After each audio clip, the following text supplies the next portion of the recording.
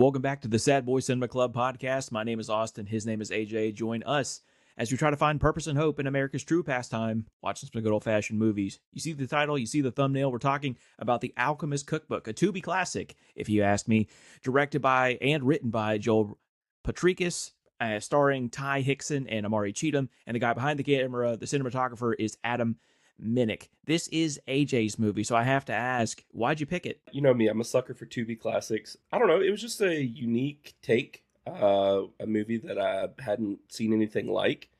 And it was just something that kind of piqued my interest one night while I was scrolling through TikTok late at night when I should have been sleeping. So that's how I got it. So the algorithm fed this to you, and then you said, that's enough for me. That's all I needed. Yeah, I'm very much a sheep at times, just looking for my shepherd. Well, that's good enough for me if it's good enough for you. So why don't you go ahead and kick us off and get us started with the movie? Like Austin said, we're watching The Alchemist Cookbook. A little bit of backstory about the director and this movie before we get into the movie itself. Like you said, it was written by Joel Patrikis, who also has worked on or created the movie Buzzard, Ape, Relaxer, and teaches filmmaking at Grand Valley State University. So that's kind of cool that he's also still teaching filmmaking. One of the characters in this movie, I know it's such a huge cast, Amari Cheatham, who plays Cortez, is also in Joel's movie Buzzard. So it leads one to imagine that these are from the same universe. So we've got a little cinematic universe. So I'm probably going to check out Buzzard sooner rather than later, just to see what it's about. This movie, I alluded to before, has a ginormous cast. It consists of Ty Hickson, who plays Sean, Amari Cheatham, who plays Cortez, and Fiji, the cat, who plays Casper. So, and that's not going to show any love to the possum that's also featured in this film. Well, there's no the director won't confirm or deny if that was a real possum or a puppet.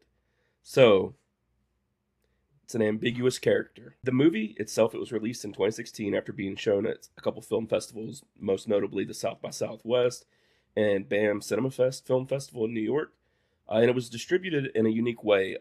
Like the restaurants have like pay what you feel or pay what you want. This movie was distributed that way, and as you could pay what you felt this film was worth. And this was pushed by the director, who believes that all art and movies should be pay what you want due to its subjectivity, which I think is a unique way to look at this. And I thought that was pretty interesting. Film currently 84% on Rotten Tomatoes and a 5.2 on IMDb. And we'll circle back to those ratings when we give our own, but I'm interested to see how our views on this movie line up. Did you have any expectations going into this movie? Not great expectations. You see, I've learned now that we love Tubi for two very different reasons.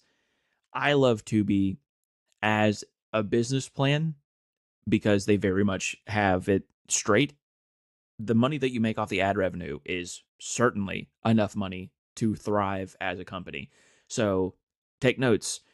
Netflix, Hulu, HBO, Amazon Prime, anything like that. You don't need to make ads plus my subscription fee. You can just get by on the ads, you greedy fucks. I also appreciate Tubi because I think that there is less of a hurdle to get a movie like this, a very much a self-contained, self-funded kind of operation, to get that onto a platform like Tubi compared to Apple TV or Amazon or whoever. So I very much appreciate Tubi for those things. And I think that you like Tubi because there's everything and anything on this platform. So knowing those two different ideologies when it comes to Tubi classics, and what we saw in Shapeshifter just a couple weeks ago, I was apprehensive. I will tell you that. So that was my starting point was, ugh, AJ picked a Tubi movie again? Okay. And then I was hoping for the best from there. Like I said before, I stumbled upon this on TikTok and was just like, you know what? Looks kind of cool. It really checks all those boxes that I like. It's a comedy / horror movie, or at least that's what it's marketed it as. And then also, did you watch the trailer before this? I did not. Or did you just watch the movie? Just watch the movie. Okay, I watched the trailer and that really piqued my interest. So that's really what kind of locked it in for me. So the plot of this movie, again, it's got three cast members. So you got to imagine it's going to do a lot of the heavy lifting with just the scenery and the mood and the vibe of the whole movie.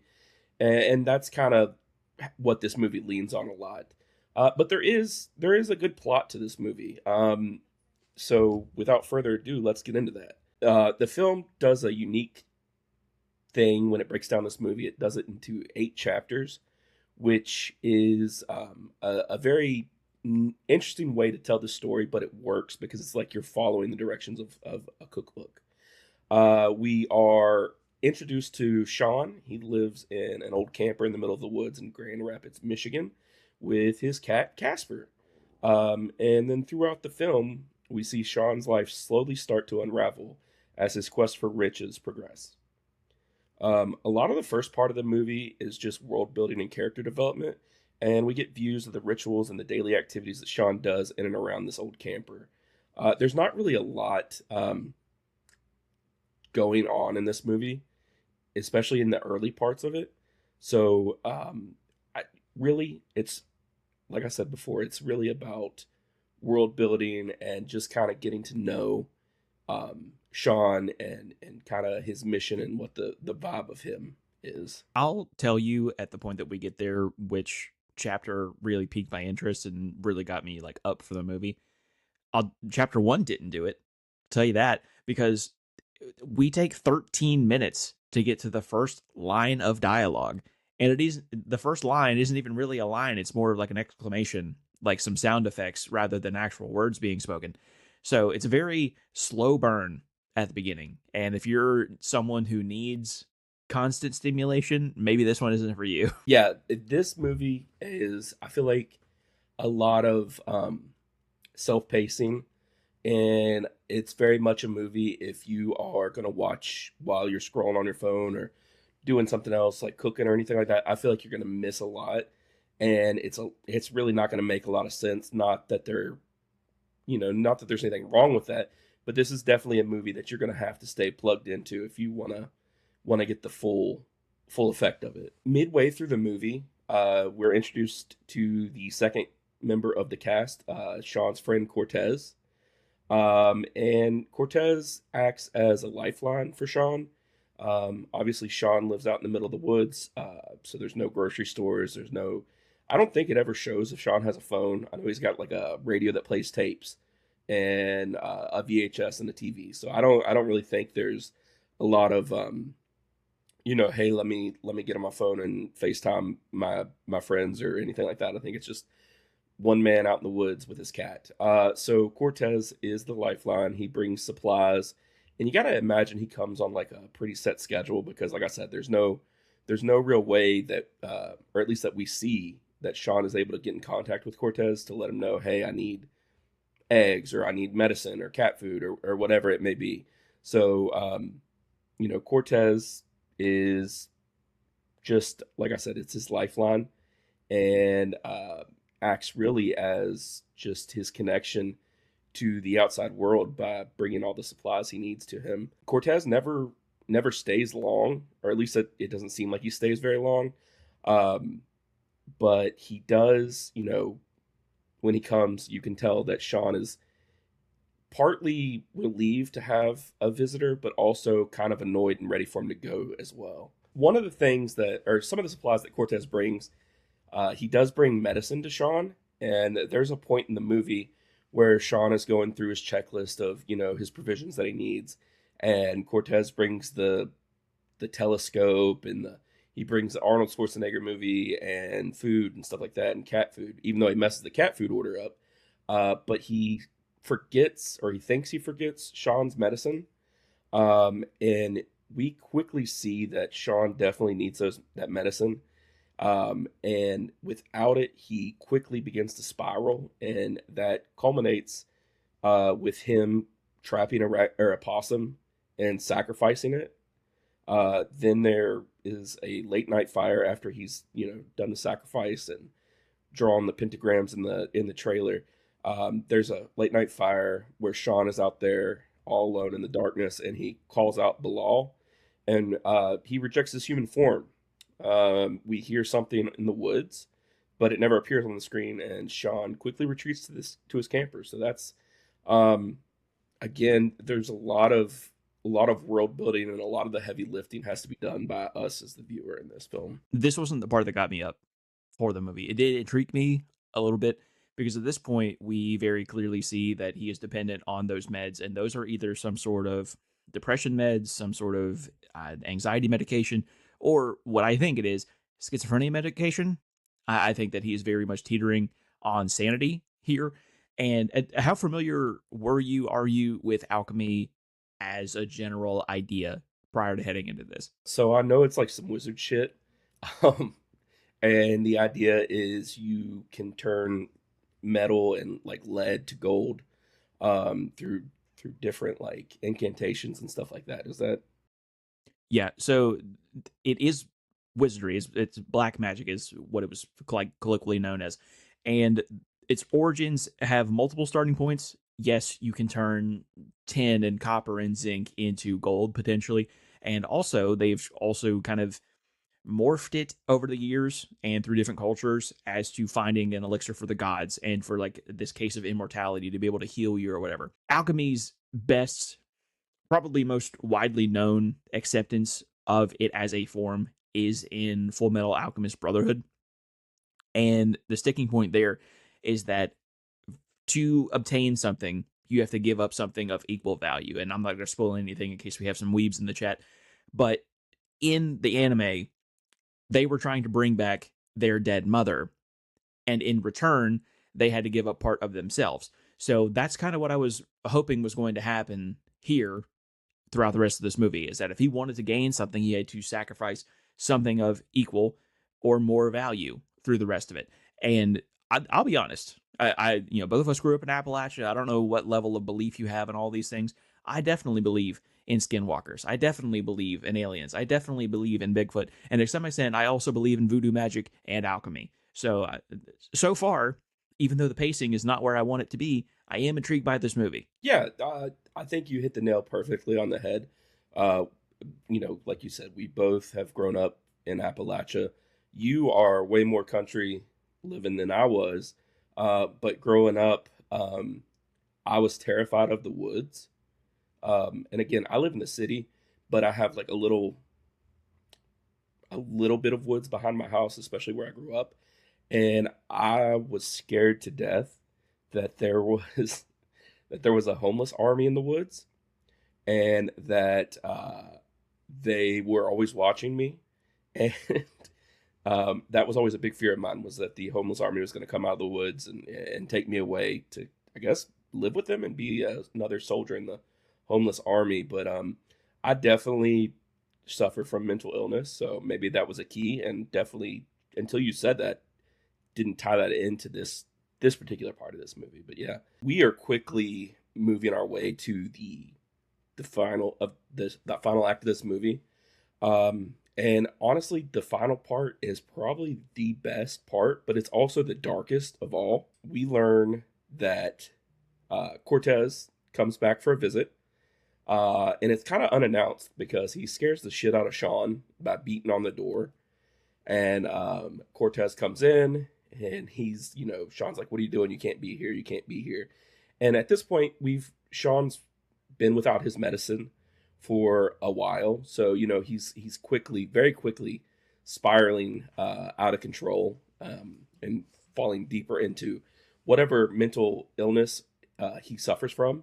And I think you are right because with the schizophrenia, because a little piece of trivia is the director has family history of members that suffer from schizophrenia, and that's kind of the way he wrote this movie was to bring life to that mental illness. So I thought that was a pretty cool thing, and I thought it was also very interesting that you clocked that almost immediately. One of my favorite movies is Split. So, I mean, I just love this stuff. I am Captain Schizo. Um, but yeah, so Cortez comes. Sean's pissed that he's there, and he's kind of very very standoffish and questioning what the hell are you doing here, and tries to get Cortez to leave. Well, Cortez is not leaving. He's ran afoul with somebody back in their town, and he needs to hide out. And he knows that nobody's going to come looking out in the woods at this old shitty camper to find him. So he's going to lay low out there for a while with Sean. Sean's not having it. He pulls a knife and tells Cortez he's got to get the hell out. They get in an argument. Cortez leaves, obviously, after Sean pulls a knife on him. But he threatens him and says, "Next time I see you, I'm whooping your ass." Which, good on him for showing restraint. But I guess I would too if somebody had a knife on me and I didn't have a weapon.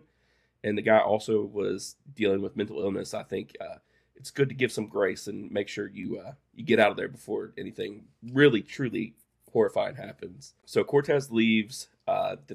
Then Sean does some more weird shit around the camper. Just a lot of it is just like mixing chemicals together and just listening to different tapes that he's got recorded. I really like the Christmas in there. So technically, I guess this is a Christmas movie since there's Christmas carols being sung in it, and there's Christmas tree lights at one point too.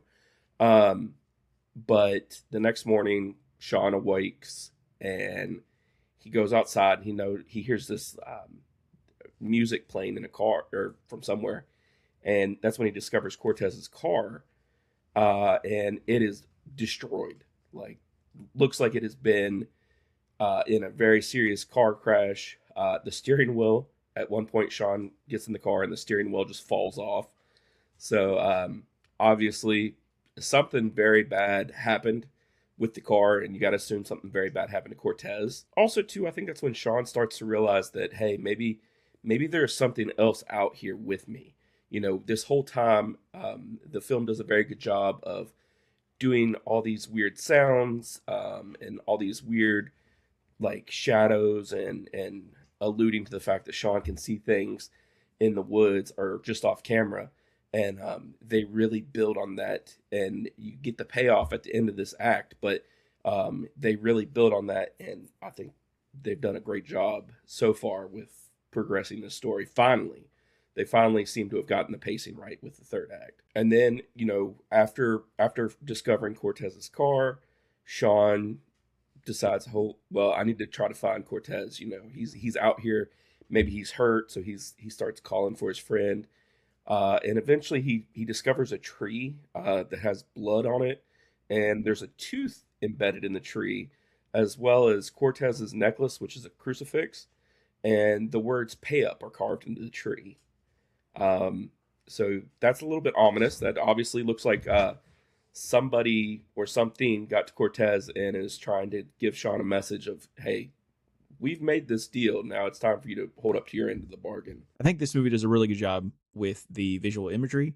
A lot can be driven from obviously the ominous scenes of the crucifix and the blood on the tree and whatever, but the way that parts of this are shot in pitch darkness and then other times it's very much in the daylight. I think that it's a nice contrast between the two different settings here. That again, this is a very small production. We have two real actors in here plus a cat and a possum, and then the budget, I don't even know if I could find an actual budget on it, but this was very much a very tight knit production, and the fact that they were able to put this much thought and this much detail into something like this is really impressive to me. Yeah, I tried to look up box office or like how the budget on this film and can't find it. There obviously can't be too much overhead with this film if they were willing to offer it as a pay what you want, which I think is cool. I kind of wish that more films would create something just for the fact of creation, not trying to get rich. And I hopefully with the rise of the YouTube successful directors, hopefully we see more movies that are willing to take a chance like this, because I definitely think there's a market for it. And with the success of Backrooms and stuff like that, I think it's showing that people, if you make a good product, it doesn't matter what you put into it as long as it's a riveting story. And so yeah, I think this definitely is maybe a precursor to what we're about to experience in Hollywood. Yeah, absolutely.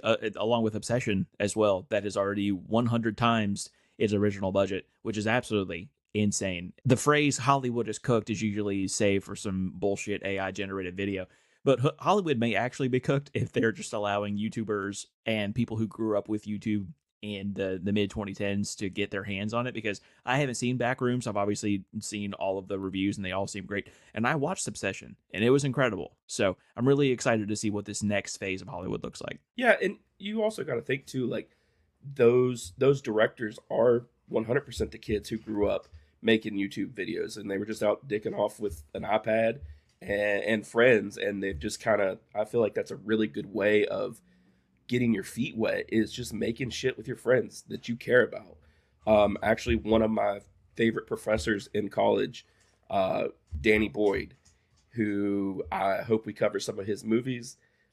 He was just a phenomenal person, but he was also a very talented director, and he just got his start by just shooting things he wanted to see and didn't really care about the payoff of it. He wanted to tell a good story and just put it out there. So yeah, I'm really I don't mean to gush on him, but he's definitely one of my big inspirations, especially for doing this. Sean discovers the tree, and then later that night, he decides to have a fire in his backyard. And while he's out there, he is burning pages from his alchemy book and just kind of saying, "All right, I've had enough. If you want me, come get me."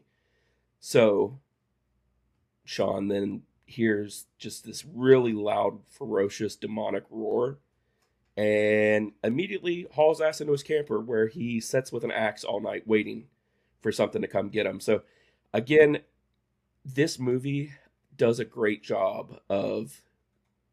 I think this movie does a good job with. You get different things from this movie depending on how you interpret it. With that being, you can look at this as a straight monster horror film, or you can look at it as somebody who's spiraling and dealing with mental illness. And these kind of scenes, you definitely, it's like a pick your own adventure. Do you think that there's actually a demon out there? Or do you think this man is definitely just going further and further down? And I really, really thought that was an interesting way to frame this movie. So then after he makes it through the night, nobody came to get him. He goes again to start searching for Cortez, and he finally finds his body. Um, After he finds Cortez's body, he buries him in the woods, and then we see him make his way back to his cabin. And later that night, Sean just pulls his tooth out, and he goes out to. There's another fire, and he pulls his tooth out, and he calls out the demon and says, I've got your tooth. If you want it, come get it. Again, we hear a terrifying noise after Sean attempts to give the tooth to the fire by throwing it in there and giving it to the Bilal. Sean goes back to the cabin, starts just going down immediately. Like, we see him in there. He's drinking out of the beakers of his poisons that he's been making. We see him smash his head into the mirror. He starts eating organs from the possum. It culminates with him smashing his head into the mirror. So you instantly see, just the flip. He's immediately gone from just this kid who wants, and really only thing he wants in life is to be rich. And I thought that was kind of a very sad moment in this film when he's talking to Casper after he realizes, things have gone kind of awry. And he's talking about, we would have been rich. We would have lived in this big castle. I would have just worn a white robe. We'd have ate Dorito sandwiches all day. Like, and really, if you think about it, like, that's all he wanted. He wasn't wanting, riches in order to, rule the world. He just wanted his own peace. He wanted his own little piece where he could be in control of everything. He didn't have to worry about anything. Everything was provided. And I think in a way he had that with this camper. Obviously the money wasn't right. I mean, the camper was old and broken down, and he had to rely on, Cortez bringing him stuff. They talk about Rocky 4 and how he wanted the butler from Rocky 4 to take care of him and Kaz. But I just thought that was kind of a sweet, not I guess a bittersweet thinking when you looked at his current living situation. To what he ultimately wanted was not far off from that. Yeah, at the certain point in this movie, it's very much a tale of two halves. One is very optimistic, even though the way that he's trying to go about it is pretty nefarious in a lot of different aspects. He is at least driven in some sense that he wants a better future, but at about the midway point, it's very much a sad tale, a tale of regret and dreams not achieved. So they were able to play this balancing act pretty well, in my opinion. And the next morning he wakes up, and he's definitely looking more demonic. He looks like Lil Nas X, um, when he's hooking up with the devil. I don't know if you get that reference. Oh, I've seen Montero. I know the song you're talking Okay, about. yeah. So he's definitely, and I get like he smashed his head in the mirror, but it looked like he had horns. Were you under the impression that he had horns? Okay. And I honestly, I thought I was a little crazy, because I was like, "There's no way he's possessed, right?" Like, it had me questioning what was really going on in this movie at that point. A lot of that is the black magic that we're talking about. I don't know what your household was like, but I definitely used to mess around with Ouija boards, and my parents and my grandparents would say, "Oh, that's a window into the occult. That's a portal to the demon world and things like that." But in alchemy specifically, especially we saw where he was removing one of his teeth to give to Bilal to be able to speak with him. That's the equal or greater value that I was talking about. He gave up something of his so he can speak to this demonic presence. And the more that you tamper with that stuff, the more that you become like that stuff. There are so many like, short stories and novels and things like that are talking about voodoo magic and alchemy that the people who dabble in things like this eventually turn into the thing they want to ultimately avoid. Yeah, I grew up in a super Catholic household. My grandmother was very religious, or is very religious, to the point like you couldn't watch any like horror movies. Thankfully, she wasn't like that with me, because I watch a lot of really freaky shit. Um, and actually, when I was trying to figure out what I wanted to be in life, um, I for a while I thought about becoming a priest, so that way I could do exorcisms. So I mean, you were trying to talk to the dead, and I was trying to fight the dead. So we could have made one hell of a superhero duo. But yeah, so we see Sean, like you said, ultimately becoming the thing he fears, and Sean, after after he wakes up and he's looking like shit and sounding like more and more like the demon he's been trying to hide from, um, he kind of has some lucidity to him and realizes he can't find his cat. We don't know. We don't see the cat. I immediately, when he was eating that thing, I thought he was eating the cat. Uh, Earlier when he was eating the possum, I thought he was eating the cat.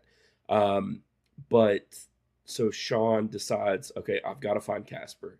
That's really and truly, he only had two people in his life, and one of them was Cortez, who is dead, and the other it was his cat Casper. So he decides, hey, I've got to find Casper. I've got to, so he sets out on this journey. He sets out with his knife and his backpack, and he just walks through the woods, and we see him, going past all these different places we've already seen where he's marked on trees and everything like that.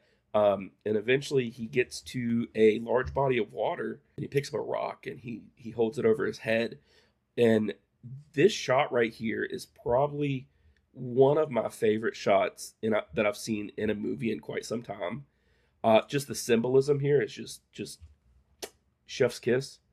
Um, so the final scene of the movie, we see Sean walking into the water with his backpack full of rocks and his hands up, stretched out above him with a rock in his hand. We see him walk into this water, and we know it's deep enough that he can be out there on a boat fishing, but we don't really know how deep or how fast it moves. So we see him walk into the water, and eventually he disappears under the water, and it holds for a couple beats, and then it's like, okay, well, I'm starting to get nervous. Did he drown himself? And then you see some bubbles and some telltale signs of, okay, he's either drowning or he's about to come up, and he emerges from the water, and the film, it seems like it takes a lighter note.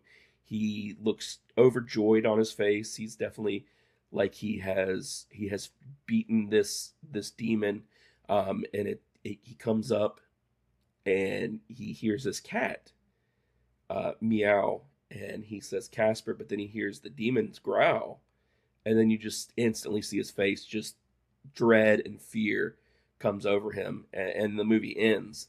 And just that movie, right, that ending right there, the scene of it, I think that's worth the price of admission for this movie alone. I think the imagery and the symbolism of him being baptized, or however you want to view that, I think it shows a little bit into his mindset that he knew what he was dealing with was not right, that it was a evil entity, and I think that he was trying to rid himself of that, and maybe trick this demon, by, I guess, thinking that he was dead. So I thought that was very interesting, and a great ending to a movie. And like I said, I'm really glad we touched on it. That the pacing of this movie is kind of shitty. I'm really glad they at least nailed the landing. So a couple things here. This is going to be ultimately long-winded, I think, but a couple points to end it here. The Judeo-Christian symbolism here is very good. When he enters the water, he has jagged teeth because he was clipping them all night long. He had the devil horns. He had the pentagram in his forehead. He goes into the water. When he comes back up, he's perfectly fine. No horns, no pentagram. He has been healed. So that's a very nice touch to get rid of the evil spirits. And you go under the water, you come back up, you're cleansed. This is a rebirth. The Judeo-Christian symbolism is very good. I also think that, and you alluded to it earlier, the pick your own adventure portion of this movie, I think there was a nexus point where it could have split off into one of two avenues. And I think it was when Cortez comes back the second time and Sean threatens to stab him over the whole deal. You could take this movie one of two ways. Either it plays out exactly as we see before us, that there is this occult factor and he's dealing with a demonic spirit.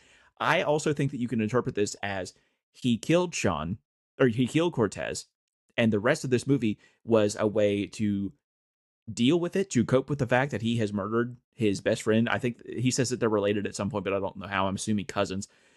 I think that it's one of two avenues. Either Sean has clearly lost his mind, he's off his schizophrenia medication, he's killed his cousin, or he is actually dealing with the occult here. And I also thought that that was ultimately very good. And the ending truly did break my heart because prior to him walking into the lake, he sat down with this tree and he opens up a can of cat food. All he wants is this cat at the end of the day. That shit like actually broke my heart. And also, too, just a little side note, I've never personally seen Jaws. However, they always say about that movie the best part about it is the mystique, the fact that you don't see this giant thing. It's just always alluded to the music, and everybody's afraid of this thing.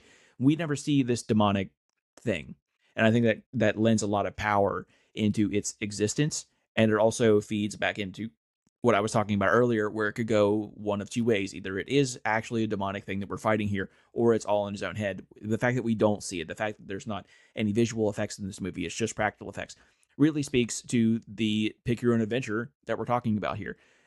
You said that the pacing has been all over the place, but I do agree with you in that they absolutely landed the ending. Like we both said, it's very much one where I think, depending on your mindset or depending on your views of the world, or like if you've suffered or known somebody that's suffered with mental illness, I think this movie will hit differently than somebody who is fortunate enough to not have ever dealt with mental illness. Final thoughts on this movie for me.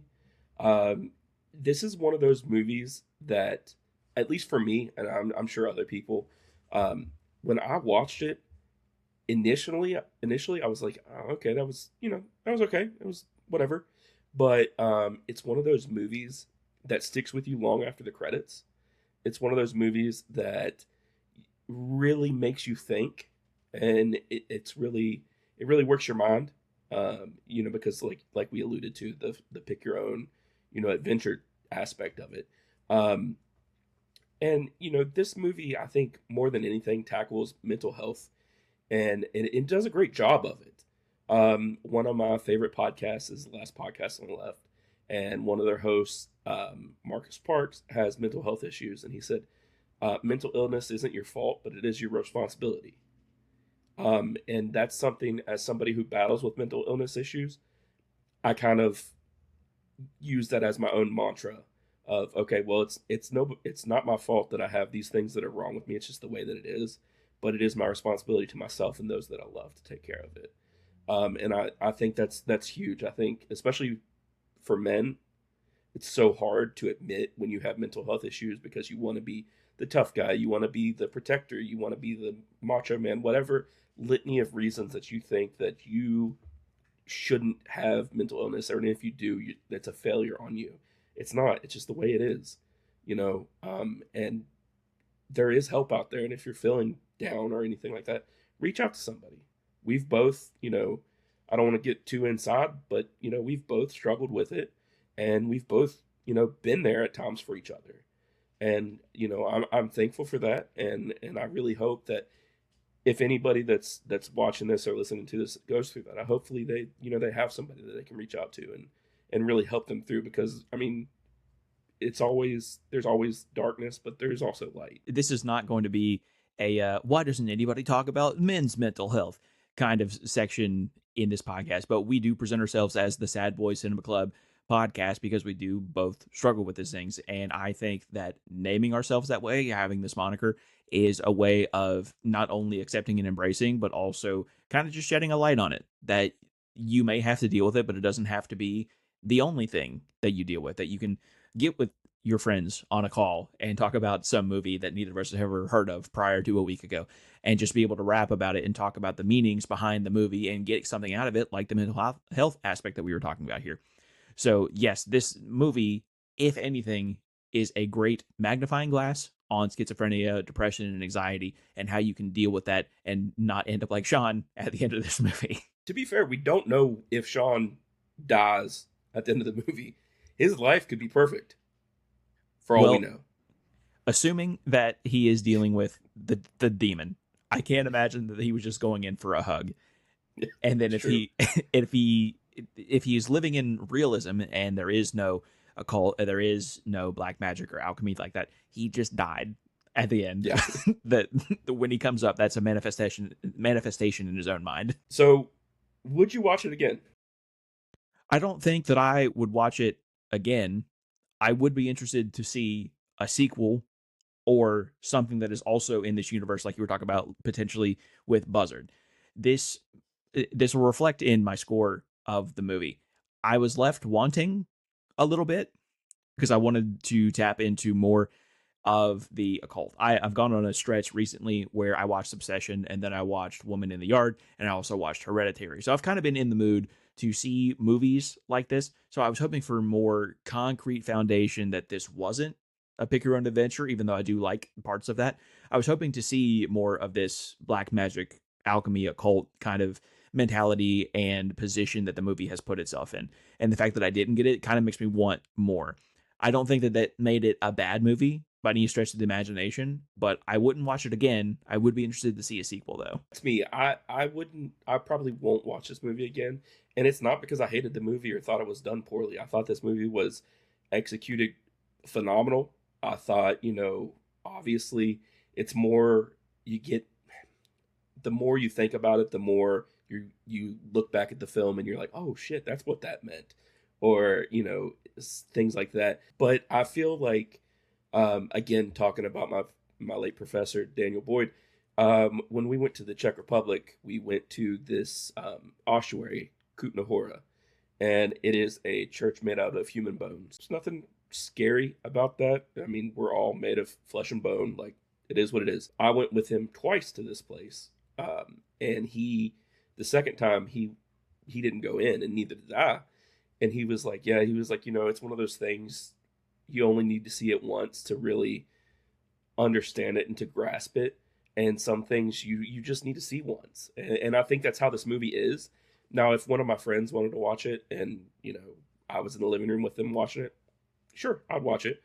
But it's not one of those things that I'm going to actively seek out. And it's going to be like, oh, it's October, time for me to watch The Alchemist Cookbook. You know what I mean? What did you love about this movie? I've said it a couple times through different movies in this little series here. My favorite thing about this movie was the cinematography. You can very much tell that wasn't in front of a green screen. These are real trees. This is real water. This is a real atmosphere. And while I've never been to Michigan, I can tell that it was shot on location, which I'm a huge stickler for. I also think that the acting was pretty good. With such a limited cast, you really have to nail it. And I think that the guy who played Cortez specifically was really great in his role. Yeah, Cortez definitely allowed this movie to have a lighter side. And I think, you know, like you said, the actors really did a phenomenal job with this movie, especially Sean, because there's so much that he carries with just his expression. You definitely couldn't have Randy Orton play Sean's character. Uh, Going back to the Yeah, Condemned this 2, would the not be a great exposition. RKO production. I'm glad WWE Studios did not tap a wrestler for this one. But what I loved that the director told this story in such a way that there's more than one way to interpret this movie, whether it's demonic possessions with alchemy and the occult, or you know what I took away from it is a bigger thing is the commentary on mental health. And it makes you think. It's not something mindless, and is instead something heavy, and it sticks with you. And I really was not expecting that when I turned this movie on. I wasn't expecting that outcome from this movie. So we both given what we loved. What did you hate? The pacing was all over the place in this movie. We say that this movie's broken up by chapters. It didn't really start to do anything for me until chapter 4, and then by chapter 7, I was really hooked. This movie is so slow at the beginning, and then all of a sudden it is 100 miles an hour, and then it also comes to a screeching halt up until the end. So I just less herky jerky for me and more stability throughout the movie. A nice build up, a nice crescendo to this film would have done a lot for me and would have helped in the score. But yeah, that was definitely my least favorite thing was the pacing. Yeah, I'm gonna be honest. I watched this movie in parts. So like the first 30 minutes of this, I watched on my phone, and I was like, "Oh my god, I've picked the worst movie." Like, this is I don't know how the hell we're gonna make a podcast about this. We might be able to do YouTube short. Like, it's got to get better.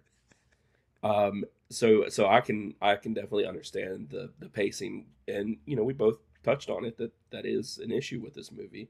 And I think if you want to say that it's not an issue, I think we didn't watch the same movie, and you're not being honest about it. What I disliked is how dark some of the scenes were. From a lighting perspective or like a topic perspective? No, from a viewing perspective, not topic. I thought the topic was Okay. was interesting and perfect. No, the darkness, like the scenes when he's outside, and I get it. He's in the woods. It's going to be dark. You're only going to have campfire light. But some of it, and it could have just been how I was watching it, what I was viewing it on. But there were some scenes where I couldn't make out shit. Like I couldn't see anything, and I was like, well, hopefully there's nothing important about to happen here. But thankfully, it was all spoken. So that was my big gripe. And again, much like all my other movie gripes that we've had, a lot of the stuff that I've said sucked about the movie are things that you can't change. Like they just it is what it is. But I really enjoyed this movie. What did you rate?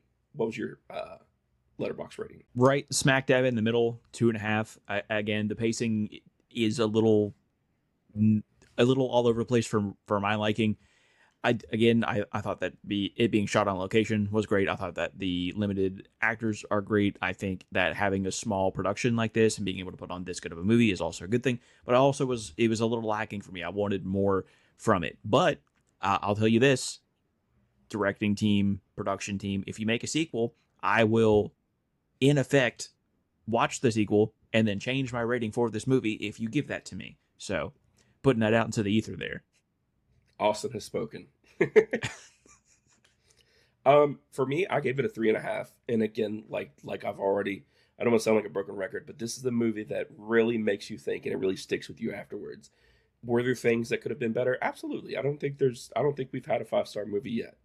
Um, was it the worst movie I've seen? Absolutely not. It's a 3.5. Um, Probably could have gone 4, maybe 4.5.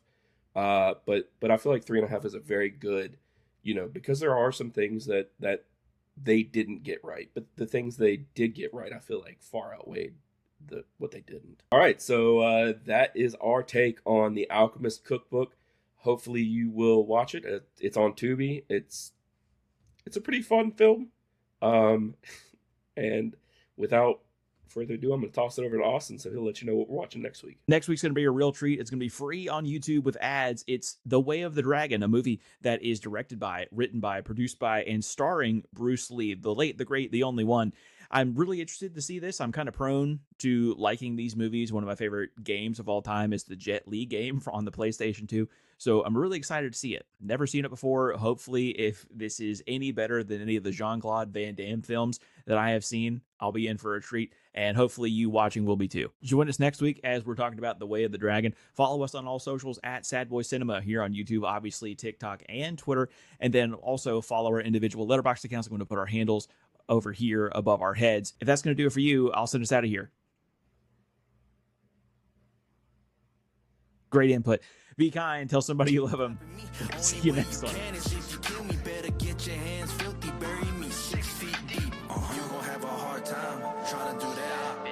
Might be time to look into a new plan.